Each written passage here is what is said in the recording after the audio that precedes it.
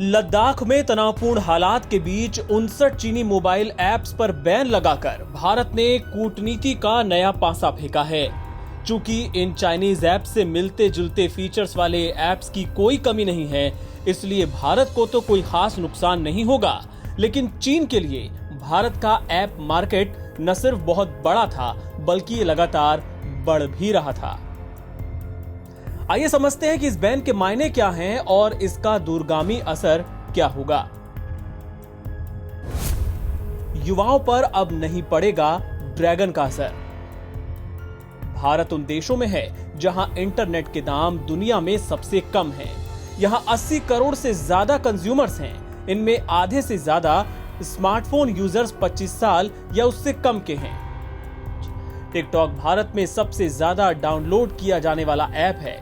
इसके 12 करोड़ से भी ज्यादा एक्टिव यूजर्स हैं। ये उन इलाकों में युवाओं के बीच खासा लोकप्रिय था जो आमतौर पर आधुनिक सुविधाओं से अछूते हैं।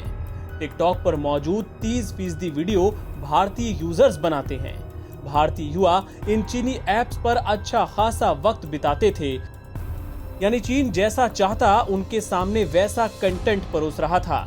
भारत ने बैन लगाकर इन चीनी ऐप्स के लिए एक बहुत बड़े मार्केट के दरवाजे बंद कर दिए हैं। बैन से चीन को तगड़ी चोट लगेगी। टिकटॉक के अलावा हेलो और लाइकी जैसे सोशल मीडिया प्लेटफॉर्म्स भी खासे मशहूर हैं। बीगो लाइव उन यूजर्स के बीच पॉपुलर है जो अंग्रेजी में कंफर्टेबल नहीं है।